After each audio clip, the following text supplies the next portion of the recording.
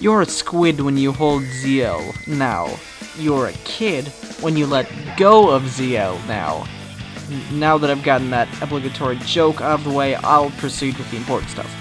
Splatoon is a new IP created by Nintendo, something which really doesn't happen all that often. No, Xenoblade and codename Steam do not count. I'm talking about actual Nintendo development teams.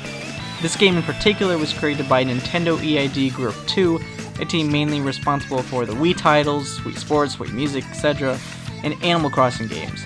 The only other time they'd worked on a shooter was when they kinda helped co-develop Star Fox Command for the DS, but they really didn't even have much input on that. This is really their first dive into an action game not aimed at casual audiences. It's really Nintendo's first attempt to make a game mainly focused on online play, something that really wasn't even possible until the Wii U. But here we have in 2015 an online third-person shooter made by Nintendo. Don't let that fool you, however, it's fully Nintendo. I'll be taking a look at the result of their attempt to gain ground in new territory. Okay, I'll stop. So I'm gonna be blunt here. I really did like Splatoon. There are a lot of things that are fun and original in the game, but there is a fair bit wrong that hampers the experience. Let's start with the hub. It's pretty basic and simple. It's filled with other users and those you've previously played. You can basically access everything on the gamepad, so you don't even need to walk around to the shops. All you need to do is tap and you'll go there. Honestly, the gamepad really helps a ton with convenience as well as gyro controls in the map during gameplay. Now on to the multiplayer. Joining and connecting to a match is rather quick, especially due to the inclusion of the surprisingly enjoyable squid jump game on the gamepad. There are two modes, the main one being Turf War, which is in regular battle. In this, you try to cover as much of the map with your team's ink color in a 4v4 match. It's really fun and gratifying to cover everything in ink and splat members of the other team, although splatting is much less important than covering ground. The different weapons really help you fit your character to your personal style of play, whether it be rolling around, sniping from afar, etc. The transition between kid and squid, not going to make a joke again, is very smooth and a fun original concept. You can move quickly on both the ground and across vertical surfaces. At the end of each 3-minute match, which really is a perfect length, the team with the more turf wins. However, you level up mainly by how well you do, with victory experience really just being a bonus. Obviously, this is a really smart choice, rewarding the player on how well they individually do, and leveling up quicker mainly on their own merits. The XP also levels up through clothing, giving you abilities to enhance your play and personal style. The other mode, Splat Zones, in ranked battle, is basically King of the Hill with ink. The matches are quite hectic in general, with each team trying to fill that specific area or areas depending on how many zones there are in the map. When you fill up the area, you control it and time will tick down from 100 seconds. If the other team sprays a certain amount of their ink, it'll be in limbo till your timer stops. I really like how it's not just one or the other teams, but the original controller can salvage the area. However, if the other team gets control, you'll have additional time added to your timer. Whoever runs out their timer first wins, unless the 5 minutes runs out. In that case, the team with the most time controlling on their main timer will win. Since it's ranked, whether you win or lose will determine if your rank goes up or down. Overall, I think they handled this mode pretty well for being a more competitive way to play the game. People may say it sucks if you play on a bad team, but you'll usually be with those ranked near or at you, so you're probably the one who sucks, not your teammates. You may have noticed I haven't had any real criticisms of the game so far, but here they come. First off, this game launched with just 5 maps available. Now that's a bit skimped out, but it's even worse considering that there are just 2 available rotating every 4 hours. It's ridiculous that you can't choose the map that you want to play on, not even of the 2. They at least could have let the players vote like in Mario Kart 8 or something. Not everyone likes all the maps, and people have their preferences. Not to mention you can't change your loadout unless you're completely out of the lobby, and some weapons can give you an advantage on certain maps. As of 3 weeks after the game's launch, there have been 3 additional maps, bringing the total up to 8. They've released additional weapons periodically along with the maps. What's even more infuriating is that this is all RLC, real-time locked content.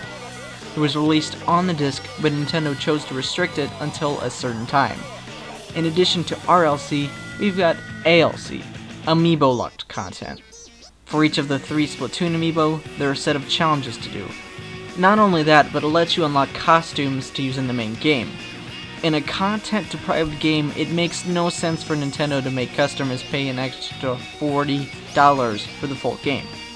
In a game like Smash Bros, there was a ton of content.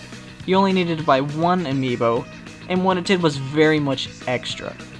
Not to mention the scarcity of the Splatoon amiibo, making it extremely difficult to even play this content. Going back to the multiplayer, my final gripe is one that's rather controversial. The exclusion of voice chat. I honestly don't see how having it could be anything but an upside.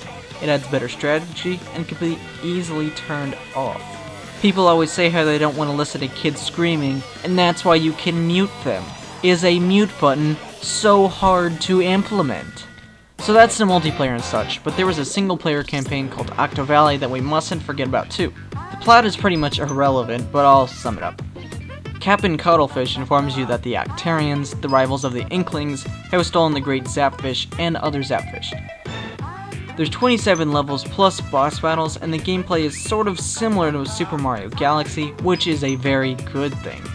You clear an area with enemies and puzzles and move on to the next one. It does a good job of mixing up elements of both combat and platforming as a squid. Throughout the levels, new mechanics and elements are added to freshen up the gameplay, like sponges, octo snipers, and switch pads. Keeps the gameplay from getting stale and really does add to the fun. It wasn't too hard at all, but that wasn't much of an issue. The bosses, especially the final boss, were tons of fun and required a bit of thinking and skill to conquer. My main complaint with the campaign comes in the maps. Maybe a third or so of the maps have been recycled from the multiplayer, one even from the intro at the beginning of the game. It really breaks up the flow of the platforming and Galaxy-like levels throughout the campaign and just feels lazy. Sure, the developers may have been running out of time and needed to recycle, but it just felt too similar to the multiplayer without the fun, since you're mainly fighting Octolings there anyway. On a side note, I don't understand why one is called Inklings when they both shoot ink. Shouldn't the Inklings be called Squidlings or something? I don't know. Anyway, that's what I thought of the single player. Really fun for the most part, but hindered by recycled levels clearly out of place compared to everything else in the campaign. Finishing on some of the simple stuff, we've got the visuals and music, which are both pretty good. The game is very colorful with all the characters and enemies being quite charming. Nothing too special, but simple in a good way. The music is a bit interesting to listen to. I feel like there are a small number of tracks that are really good, and the rest are just pretty good, listenable.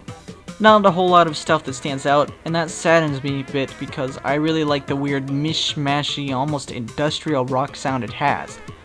Too much of the time though, it ends up just being background noise, but I will say it goes along quite well with the in-game action.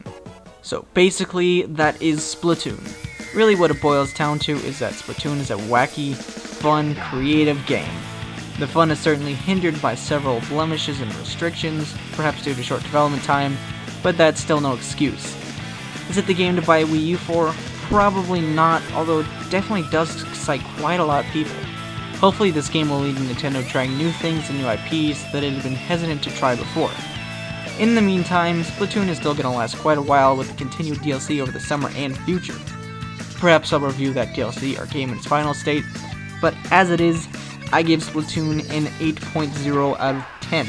I recommend buying it if you have a Wii U and if you like creative new things, new stuff from Nintendo.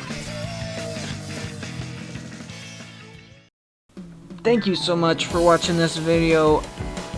Remember, if you liked it, with a like, press the like button, press favorite thing, subscribe, share. Put some feedback in the comments, put some other stuff in the comments. Do whatever, you know. I love seeing all of it.